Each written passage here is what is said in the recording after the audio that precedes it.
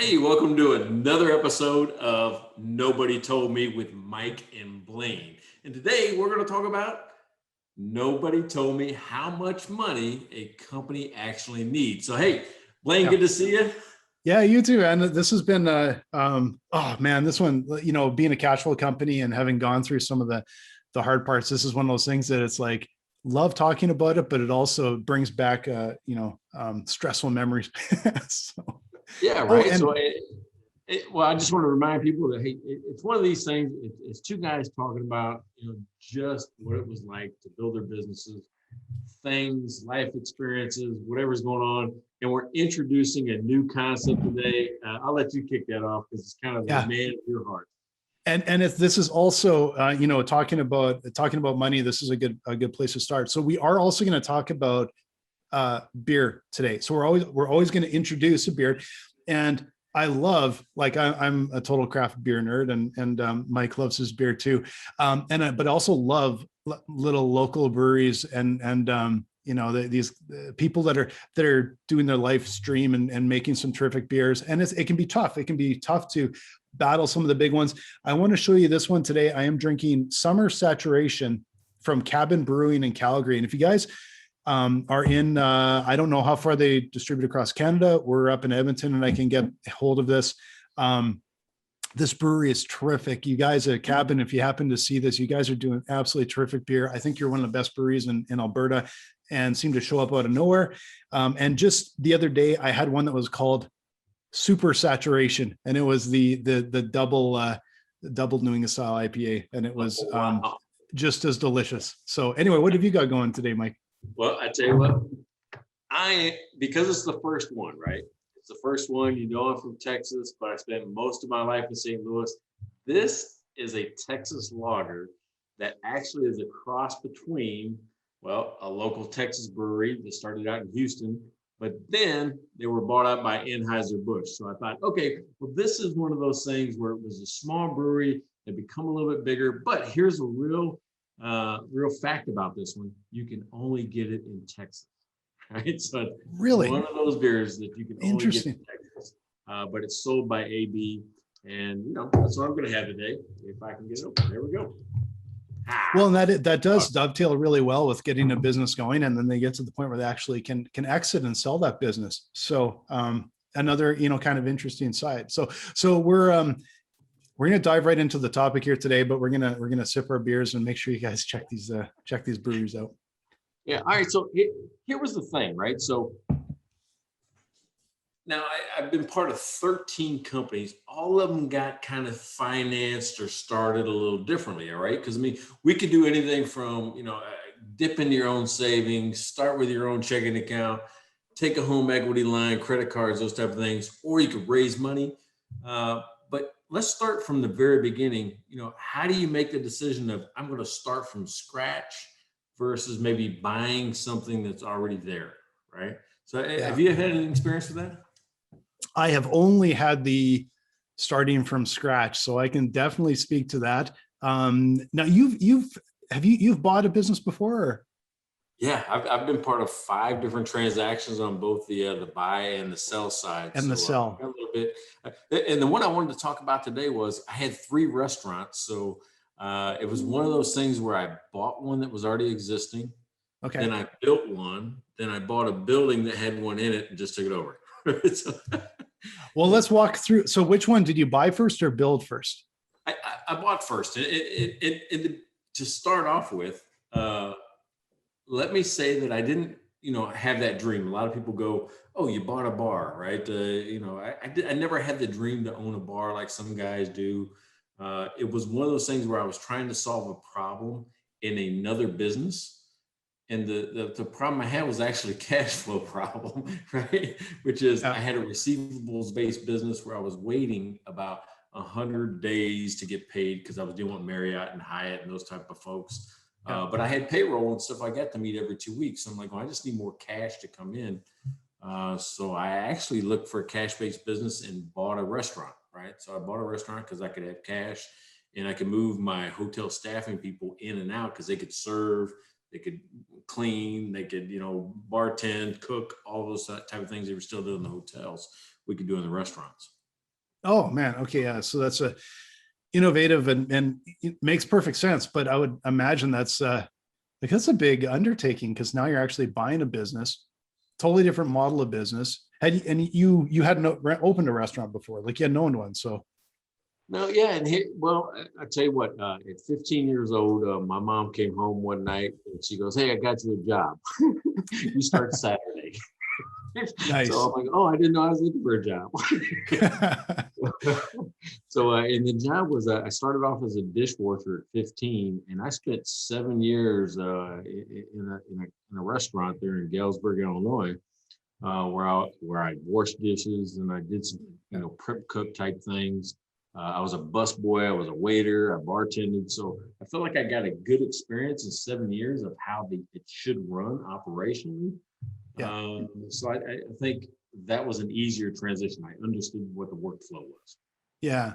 So now I've never like I said, I've started businesses and on my own dime, smart or not, that's how I did it. But I've never bought one before. Can you walk me through some of the process there? Like I'm assuming like you I'm guessing you didn't buy it cash. You had to get a loan, or how did that work? Like how did that all transpire? Yeah, so this one happened to be just a cash purchase because I'd already had a hotel staffing company and had Okay. some cash generated. Yeah. The first business I had just started my own savings and everything else. But here's the thing that you got to ask yourself, and maybe if you've looked at buying a business, is why am I buying it, right? And I needed it for the cash. So, Yeah. you got to make a decision in your mind. If I'm buying it for the cash, then I'm looking for the best value. Yeah. If I'm not, then maybe it's a more strategic buy where I'm buying it to grow my footprint, or they have a supplemental or a competitive service, right? So it's a different mindset. So in my case, it was more a financial buy. I was buying the cash, which means I want to pay the least amount I can, Yeah. so I can, So it makes so I was sense. looking, yeah. So I looked for failing businesses, ones where the owner was in trouble. Well, I ran across one where he was losing money by being open, right? Oh, ouch, yeah. Just by being there, it cost him Yeah. money just by having his name on the license. So uh, I got lucky and made an offer, and he took the offer, and we made money the first year just because of the value was there, right? And I bought somebody's problem also, though. Yeah. That's really what happened. Is I bought somebody else's problem. And how did you turn it around so quickly? Was it just from your experience, your systems processes, or was it your ability to move that staff in and out and do some of those things? Here's what I didn't know the first time I bought one, bought a business, is that the purchase price isn't the total amount of money you're going to put into a business. It just isn't. Yeah. There's always like a capital investment that happens on top of it. So if I buy your business for $100,000, there's another purchase I have to make walking in the door. In this case, it was I installed a new POS system. I installed cameras. I upgraded, the seating I upgraded the facility. So Yeah. they knew it was new management. It had a different feel, and then of course it was just a management of employees after that. It's like, oh, we got a process, we got a policy, and not tolerate those type of things, right? It's just, you're weeding through good to bad. Yeah. So did you, so you invested, you bought the business, then you invested some money in, how long was it before you kind of went, okay, now we're cash flow positive. We can start using the money for the other business, and it started to tick along like you wanted it to. What's funny is that in this particular bar, and I'm not afraid to tell you, it was about 2006. I actually made six figures that first year, positive, cash flow positive. Nice. Yeah. But it was because of the purchase price, right? It was again, the guy was so desperate to get rid of it that it made it easy to make the money back. And it had a great location. Everybody talks about it in the bar restaurant business, location. It had a great location already. People stopped coming because of the way it was run in the past. When people saw the upgrade, the new management, different menu, those type of things coming in, the crowd came back and sales automatically popped up. I mean, people really want to be customers of a great business. Yeah. Yeah. That's what, I've watched enough of those kitchen nightmare type shows and stuff. I can't, you're making it sound like, well, it was easy. I walked in and just made it work. There's like, I would say there's a lot more to it than that. Like you are obviously a really good operator and had some really good insights and were able to do that, right? Like, okay. Yeah. Okay. So if I made it sound easy, it wasn't. Trust me.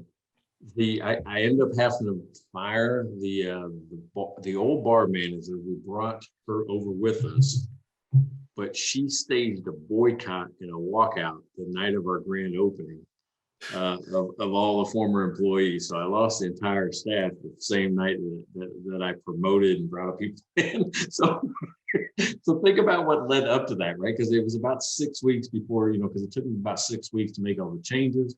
Yeah, we're ready for the grand opening. We bring a band in. We tell all of our friends, and now I don't have any employees. So did they quit, or did they actually think that they were going to get like something out of that? No, I think she was I had taken away a lot of her role, and her role was a lot more supervisory and oversight and management, but her role also included a little grift, where she supplemented her salary along the way. And, I was able to not only prove that, but I'm like, listen, you have a lot of talent. You've got a lot of skills. I just closed all the little loops that made it easier for her to skim off the top. And when those went away, that's when all the problems started. Yeah. That's unbelievable. Well, I shouldn't say it's unbelievable. That's, Jeremy. Well, Jeremy, one of my guys, our director of development over here, and we were talking not too long ago about one of the biggest cash flow challenges for a lot of businesses and restaurants. I think was one of the leaders was the biggest cash flow challenge was from like people taking like skimming off the top and taking money. Like, and you don't really think about it. And I remember now. A couple of years ago, we had a restaurant customer in, I think it was Australia, and, totally different time zone and stuff. And I'm like Sunday night having a beer on the patio, and he's honestly on messaging thing. It's Monday morning, I think, where he was. And he's like, yeah, Blaine, I got a problem. I'm trying to figure it out. And he started telling me over our messaging system in Dry Run, that it's like someone's stealing from me and I'm trying to figure out how. And I think he just wants someone to talk to be honest, but he was in Dry Run kind of looking at the numbers and going, holy, like someone's stealing from me. Yeah. And it turns out like that is like such a massive issue. And I've never been in that world. So I didn't know that was such a big issue, but I can imagine that's probably one of the top reasons that, unfortunately the guy before you was losing money. Like it's gotta hurt. It's a surprising amount of businesses that have experienced some type of theft, fraud, those type of things, and it's crazy, right? I mean, you're like, especially when I put the cameras in, I can see it. Is this you? Yeah. So, yeah. But it's about you've heard of cash control, right? You put in cash controls, how much, your inventory costs, you're measuring it, you're monitoring it, you're comparing it to sales records as they go out. You're making them do different things with the till, every shift, every drawer, every person's accountable. When you start putting in those controls, the opportunities to steal from you really disappear, or you catch them faster. They don't become big problems. You catch them faster. Yeah. That's and in the one good thing that comes out of it is you find out really quickly, you've got a problem with your staff, and that's not someone that you want in your business. And that's it can be a gift too. Like, it's the fire fast, hire slow sort of mentality you always hear about. Yeah. Well, you've started businesses, so I bet there were things that you had to buy that you didn't think about, right? I mean, some of the insurances, some of the licensing, there had to have been something to me. When you started your last company, what about it?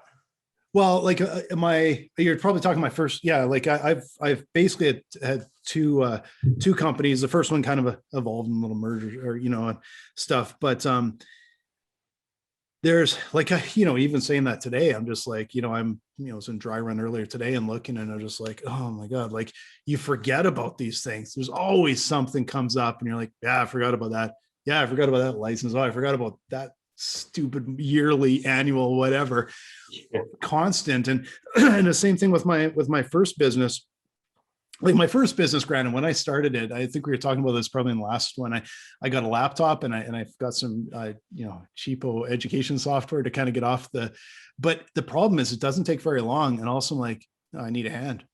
So you hire someone. Yeah. And then, Exactly. well, I got to have a place. Well, you got to have a desk and you got to have this. Well, now we have to have a printer. And back then, I think I probably needed a fax machine when I started. And and then your internet connection, and is it fast enough? And it just, it's even when I was like just me and one other like staff member when I first started, and there was stuff, just stuff all the time. And then fast forward, a couple of years, and all of a sudden it's like, we had, you have a big office, and you're every time you hire someone, it's like, well, I need a desk, I need a chair, I need a computer, I need a monitor, I need a this, I need a that, and just for them to start, right? And they'll have to have their software suites. And I remember we were doing a lot of video stuff, and we had built out a full editing suite. Like we had a separate like room. It was darkened and everything, and at that time, you're just like, you build this up and like, oh man, we need more storage. Well, at that time I still remember it was like 11 or $1,200 to buy a hard drive. And then we had, I think, one of the first HD cameras in Edmonton, that wasn't like the big pro, but it was one of the first ones when they first came out. We wanted to shoot HD because we're doing stuff online. We wanted to do, avoid the SD and the interlacing, all stuff in the video. And man, I think that camera was, I don't know, $8,000 or $10,000. And then you get that, and it's like, well, you get that. Well, we need a tripod, but you can't have a junky tripod. Then, so yeah, it's just constant, right? It's just absolutely constant. Yeah. And it's not like the clients are paying directly for it. They're paying your bill for what you produce, but you somehow have to know all your numbers and go, okay, well, how many jobs is it going to take to pay this thing off? And well, it never ends. The other thing that struck me as a surprise was, sometimes I forgot to put money back for like sales tax for, the employee withholdings that you have to submit. It's a lot easier now. There's companies and software that can help you. But in the early 2000s, I was still filling out forms by hand and mailing in checks, right? Yeah. So you got to remember, I got a check to write next week. Yeah. Yeah. It's constant. And it's not just that you need money up front more than you'll ever predict. It's like, take whatever you have and double it when you start, just so you have it there. And then it's just on a regular basis. There's all the regular costs you have, like, all that stuff. But man, every week and every month, there's something that you're just not expecting, right? And it just starts to pile up. That's right. Yeah. Assume you're going to need more. Always assume you're going to need more. That's good advice. So, all right. So I bought the one, but then I'm like going, well, all right. So I ran into a guy and I'm like, oh man, I said, I like this restaurant bar business. I said, but I think I can't scale it. I can't, I kind of hit a wall. I'm like going, I can't make it more than what it is. I can't get more traffic in. The revenue per table was about what it was going to be. I said, how do you make more money? And the guy goes, 3. You got to have 3. I'm like, oh yeah, I guess it makes sense. At more locations. Yeah. So I looked for a second location, just like I'd found that first one. I was looking for an owner that was in trouble. Maybe I could turn it around, those type of things. Could not find one. Instead, I found a space that had been empty for like 9 to 10 months. That had previously been built out as a restaurant bar. I'm going, yeah, that's close enough, right? So I've got kind of the shell. Yeah. I just went and bought some used equipment, put it in there and built one from scratch. Now, infinitely harder.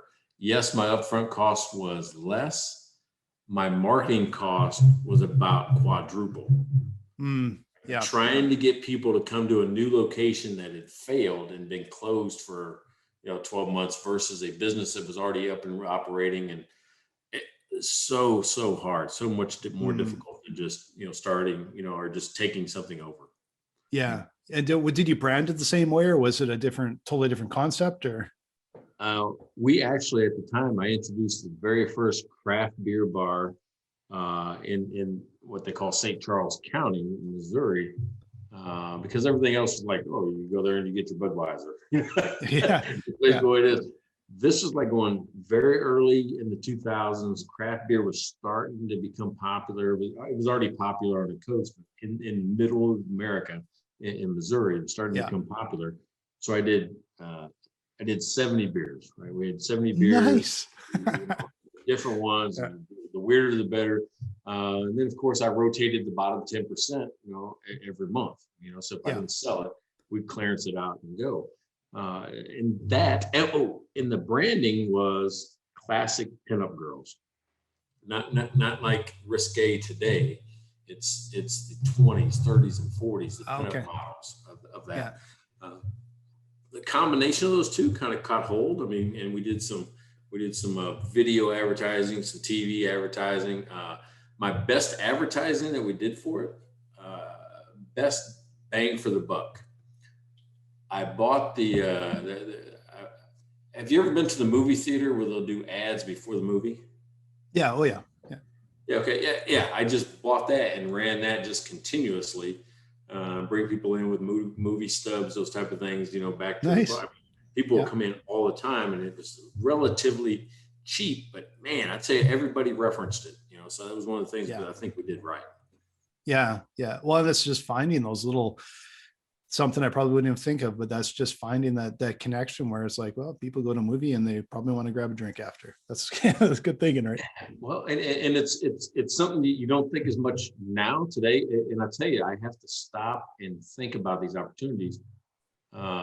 Dry run, you probably don't have it because you're more global, right? I mean, you're in countries, things like that. This is hyper local. Like, hey, I don't even need these 3 miles here. I just want to bring you in 3 miles. I just focus in there. You don't do that as much in the businesses we've been in lately. But man, that hyper marketing really works. Yeah, and it's like, well, I'm envious when I hear about it too, because it is a different problem. It's like this whole planet. How do we narrow it down? How do we focus on them? How do we get to the right people at the right time with the right message and all that? It's constant. It's tough, but yeah. So what was the third? You said there was all right. So the third one was this.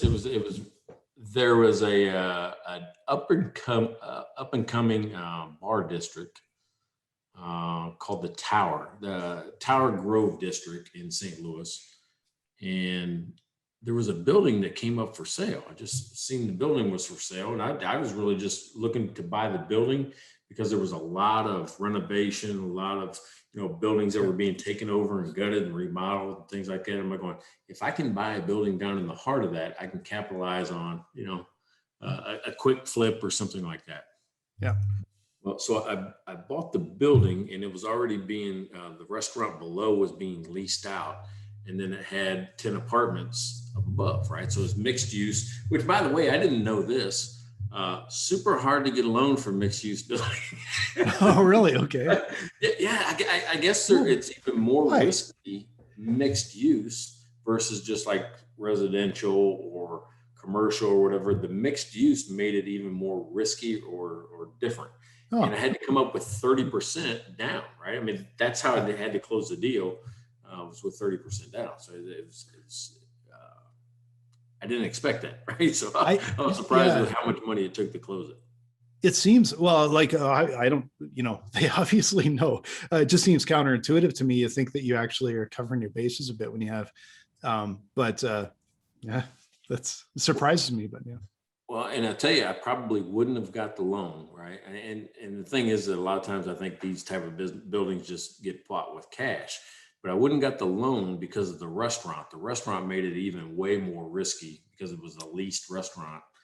But I was already running one that was considered to be pretty successful, or actually two at the time, pretty successful.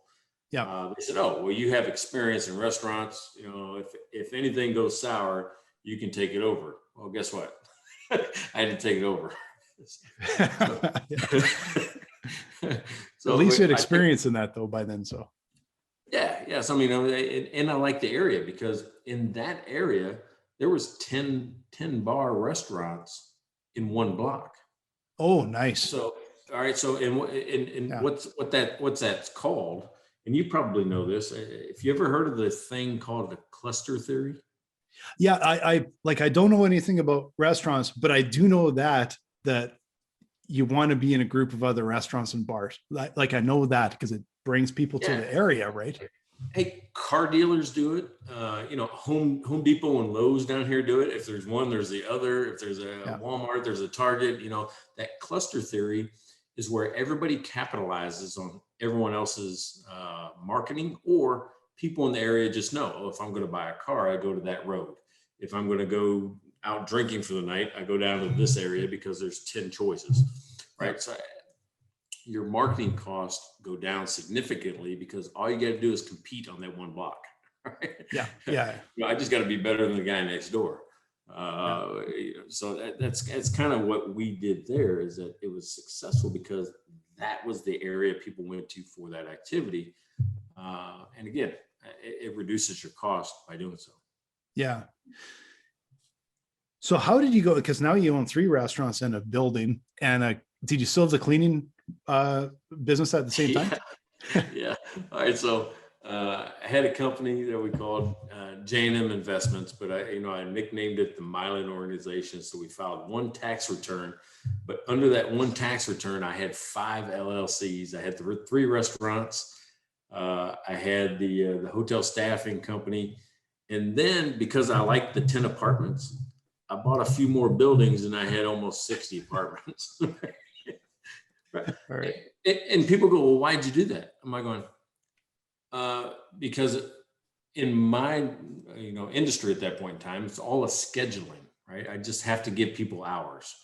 Yeah. Well, here's the thing. So if I'm dealing with people that are cleaning rooms, or they're washing dishes, or cooking, they're doing those type of things, all you have to do is make sure they have hours and they're happy employees, right? I mean, people would rather go to work.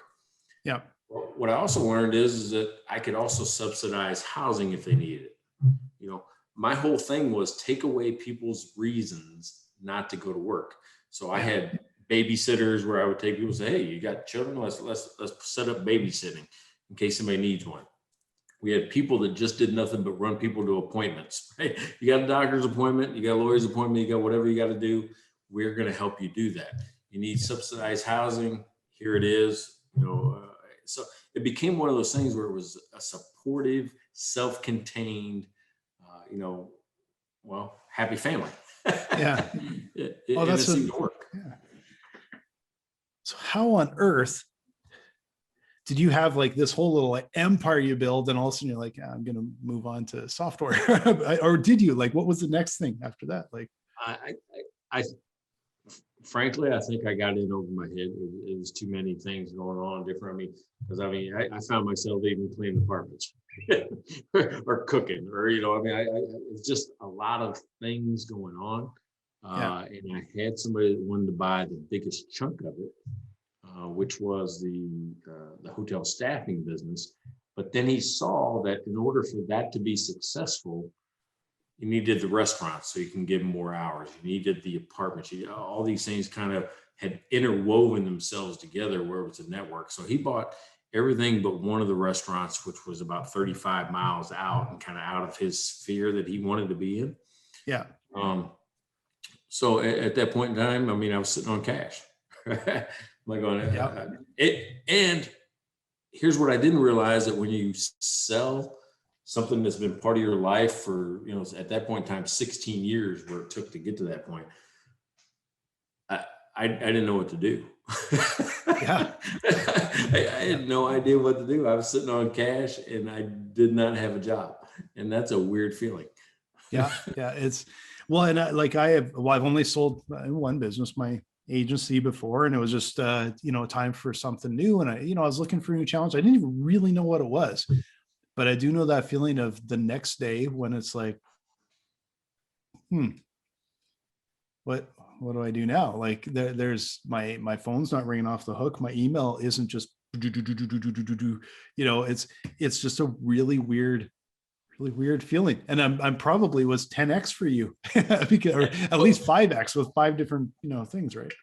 All right, so here's what happened the next day, right? And people go, what did you do the day after you turned in the keys and you got the check and you went on your business? The next day, my wife and I had made a plan. We're like going, we're not going to think about it. We're not going to plan anything out. We're going to go to the airport and we're going to find a flight that's leaving. And this is before all Zillow, or not Zillow, but Expedia. We're going to find a flight that's leaving within the hour to a place we've never been. Nice. Think about that as rules. All right. So we're just going to go. We're going to buy a ticket that's leaving, within an hour, and we've never been there. That's how I ended up in Buffalo. Nice. But I got to see Niagara Falls. We actually drove up to Toronto. I mean, I was introduced to ice wines. All right. So I don't know what the town is, but there's some town. It's like a really quaint, small downtown area between the lake and Niagara Falls. Okay. Lake Ontario, maybe, is that what? Yeah, I think you'd be thinking Lake Ontario. I'll ask Barb. Barb, she works for me. She's actually in that region. She would know. I'd have to ask her. I've been down there a few times, but mostly just inside Toronto is when I fly east. So whatever it was ice wine season. And so everywhere we walked into, they had ice wine, they had tastings, things like that. So I was introduced to that. Nice. That's so let me ask you a question. Sure. What was the biggest expense that you've had that you didn't think you'd have? Oh boy. Right. You're like, I can't believe this cost that much. One of the things that was like a surprise to me, and it was because with my first business, like we were there over a decade, but all our business was through, almost all of it was through networking. Our sales process was some cold calling, a lot of networking and all that kind of stuff, referrals, tons of repeat business. With Dry Run, something new for me with these bloody trade shows. Oh, yeah. And I did not, because the thing is, it's the factors of the trade show is a lot of times you're not even making that much money off of it. You're just trying to let people know you're around. Like maybe over the long haul, it'll help. But actually at the show, it's not like you're making a lot of money. You're just, you're building your brand.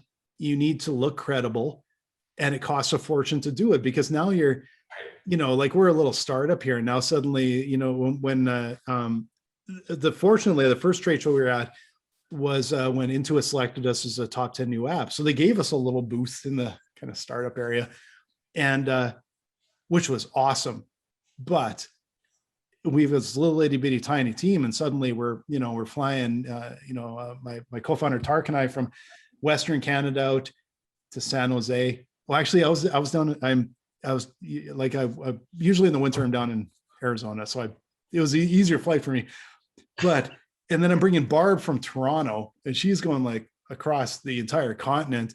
And then we're getting, like the hotels and the this and the that and the food and even that cost a fortune. And then you start getting to the ones where now you're buying the booth and you're bringing the staff and you're doing all of this.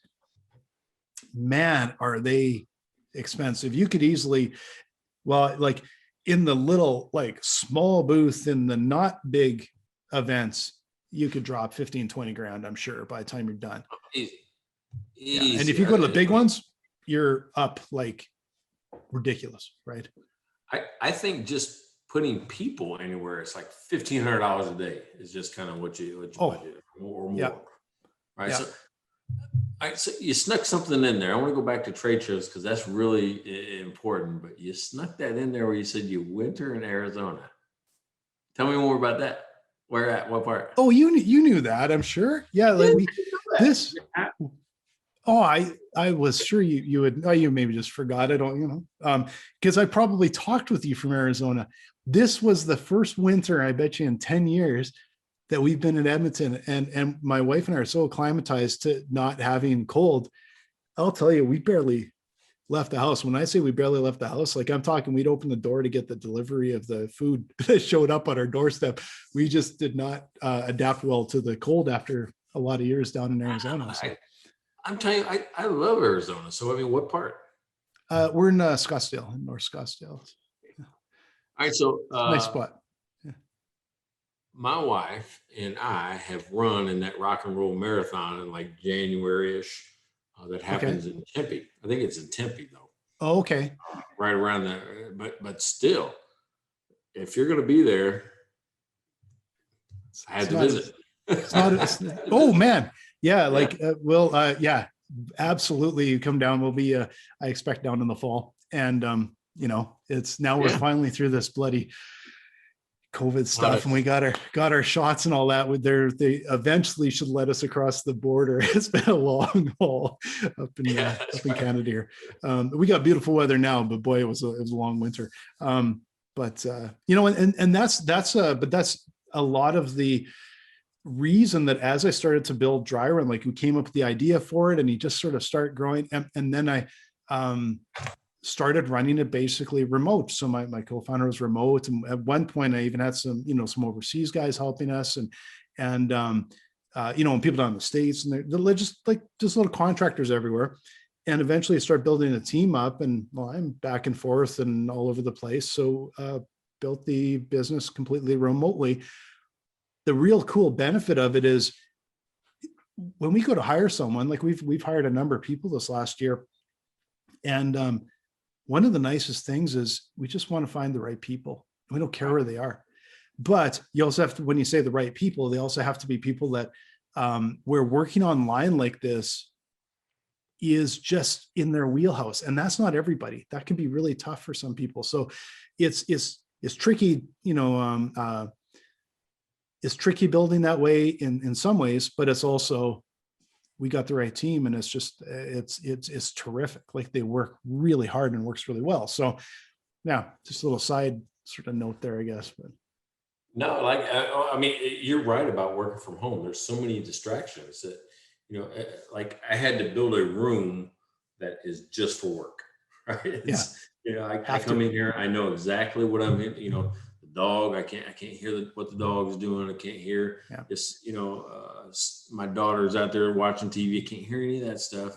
It's just, this is my work room, close that door. Everybody knows. But there are some people that, the distractions can overwhelm them. So yeah, it's different. And I know a lot of people would like struggle with it. For me, like with COVID, I know so many people really struggled with working remotely because they'd never done it before. With me, just kind of going back and forth and everything, it came naturally. But I also, so like over the years here now, like I kind of don't get distracted. Like the same as you, like I've got this space, and in Arizona, I got that space, and I keep very regular hours. Like there's none of this weird in and out. It's like, I'm up, I'm down here. Like that's a nice thing. My commute is like 30 seconds coming downstairs with my coffee. Right. And the toughest thing for me is actually trying to remember, like stand up and move a little bit and go refill a coffee. And then I go upstairs for lunch, and 20 minutes, half an hour, and I'm back at it. Right. And, but because I've got a very like disciplined, and when I get in, it's like I sprint, like there's no, I don't fiddle around. It just go. Then by the time it gets to the end of the day, I'm like, my brain is done. But I'm not doing this. Like I'm not working all evenings and weekends and stuff. Every once in a while you got to do some stuff, but for the most part, I just keep very disciplined hours. And I think that's how I've sort of managed to just do well with it over the years, because I've just developed a real discipline for it. Well, you know what? It's kind of the same way here. Like if I'm done working for the day, I'll walk. That doesn't mean I won't answer emails or phone calls or, if somebody happens to call, but I'll walk out the door, shut the door, and not come back in here, because when I'm in here, Yep. I sink in, right? You sink in. Yeah. Yeah. The only time I get near my office is when we walk out the door, like we got a little, like our patio door in the basement here. Yeah. When we're walking our bikes out to go for a bike, that's the closest I get to the office. And it's that's, you look and I see the monitors here, and you kind of look, you got to just go. Don't go near it. Don't sit down. Don't sit down. Yeah. Don't sit down. Don't look at anything. If I'm like you, I'll answer emails and calls. That's on my phone or my iPad or whatever. I won't come near the computer, because you sit down and you're just sucked in like a magnet, right? So. All right. Well, let me go back to before we close today. Let me go back to trade shows, because that is something that you're like going, man, it's so important. It's so necessary, but it sure feels like a waste of money. They're so expensive. Yeah, I would say, like, I would do them all again. Everyone we've done, and this year we've basically had it off, and it's been such a relief. But I can guarantee we're even back them next year, like, because they're, and the benefit to me is that you get people coming through and they learn about your business, and that does have an effect down the road. They start to see at the same trade shows, which means they start to gain that credibility with your market, confidence, all of that kind of stuff. But one of the real biggest things that I found was a massive benefit that I never expected in the trade shows, is getting to meet all of the other vendors. And man, like, you walk into a trade show and after a while, it's like, half the people there, and they're awesome people, and they can introduce you to other people. And it's just, that's really precious. But boy, is it expensive, and it's hard for a raw startup to do it. Like, I've been fortunate through Intuit and AICPA, and that we've had at least some of our costs, like maybe a little booth covered or something. Still expensive, but it's a little more manageable. But for like a complete out of the gate startup, that's not how you're going to get your first customers, and that's not how you're going to gain that traction. So don't put all your eggs in one basket and think we're going to go to this trade show and come out with $100,000 in our pocket, because it's going to be a tough slog to do it, right? You're going to be surprised. But the opposite end of that coin, what I've also seen is that once you start going, you can't stop, because then people go, oh, they're in trouble. And then they won't trust your software, because they're saying you might be closing down. You might not last the next 6 months. Yep. And they don't want to change your whole business to be a part of that. Yeah. So you can't be at all of them either. You kind of got to pick your few and make sure you're showing up. And the cool thing too is, with us, we got to vet a few. So you kind of go in and go, okay, well, yeah, what's this one like? And is it one that we're going to start doing every year or not? Without having kind of that exposure. And that would be actually one thing, come to think of it, that we may do next year is we'll probably do, our 2 or 3 that are like, yeah, we got to be at those ones. But it's probably better to show up at others where it's just, 1 or 2 of us going, no booth and stuff, and let's just go kind of vet this place and talk with people before you commit. Because you're right, like, you don't want to just sort of show up and be there, and then all of a sudden you're not there anymore, right? At Finnegraph, we did that. We called it our test, then invest. We would go be participants, be attendees, check out the vibe, check out the feel, and then the next year we would invest into it. If it had a good feel or not. So, I mean, that's another way to do it. Just go there. You still get to go to all the networking. You still get to talk to all the people. You just don't have the booth presence. Yeah. But at least you get to meet people and get a good feel for the event. Yeah. Yeah. No, that's a good, I suppose we've sort of done that a bit in a roundabout way, but most of the time we had some little booth, but that's a good tactic to take. And I know, like this fall too, we've looked and we've been approached, are you coming to this event and that? I'm like, we still don't have an open border. Like, no. And we don't know when, like, they seem to change their mind every 3 days. So I suspect it'll probably be 22, or maybe late in the year. Maybe we get into December, November. There's something that it's like, yeah, okay, we can do that. I'm guessing it'll be 22 before we're kind of back at those, which honestly, I'm not complaining about from a cost perspective, but I am missing all the people, like seeing all the people and talking with all the people. So All right, so this is a weird question, but I just talked about this with somebody this week. When it's difficult to go U.S. Canada, right, across that border, but there are some people, I guess, that are going through Mexico, staying for a certain amount of time in Mexico, and being able to get into Canada from Mexico. Is that true? There's some way they'll like leave Texas, go down to Mexico, stay for a certain amount of time, like vacation over the weekend, and then head up to Canada and avoid some type of quarantine by doing I hadn't heard that, but it doesn't bloody surprise me because there's been people have come up with the most ingenious. The one that I found was really kind of funny. And I'll be honest with you, like I think some of the rules and the quarantine rules are a little bonkers because I look at it and go, like I've said to people, like, okay, if I drive from Edmonton to Calgary or Calgary to Great Falls, there's no difference. The rates are all the same. There's no difference, and I'm in a car, but you've always been able to fly with a tube full of people. So that doesn't quite add up. But what I did hear was, it was kind of funny because there was at one point, I'm trying to remember how this worked. There was at one point, I think you could either drive across the border, but you couldn't fly if you're going to be quarantined, or vice versa. So what people were doing was they were getting right up to the border, and they were either like, I think they were actually like taking an Uber across the border or something because they could do it in a car, wouldn't have to quarantine. Like, people come up with the most, and at one time, I'm sure they were hiring someone to drive their car across the border. I can't even remember like how the scheme worked, but they'll come up with something, right? There's just, come up with some way around it. If you tell people the rules, they'll find a way to make it work.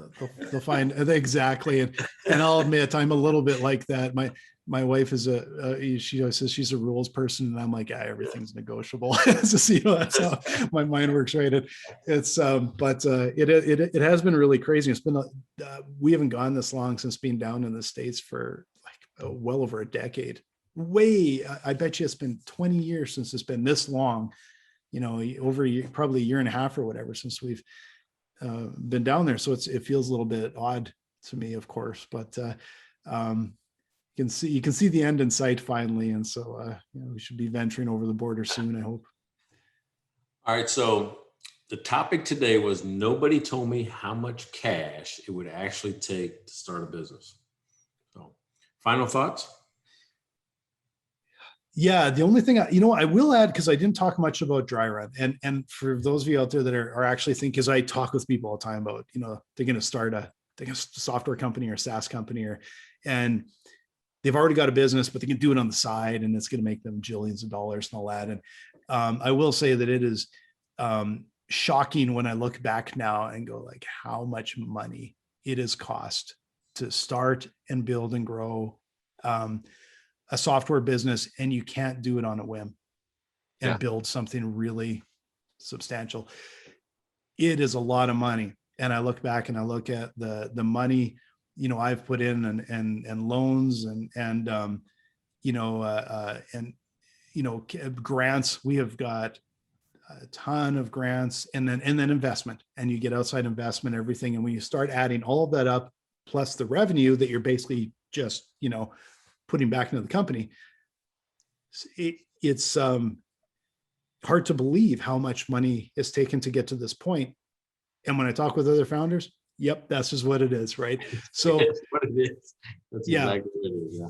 And I think people think, well, I can hire an overseas, engineer for 50 grand and they'll build this thing. And it's like, add about 5, 6, 7 more zeros on the end by the time, because you have to build the whole business and market it and do everything else around it. That's right.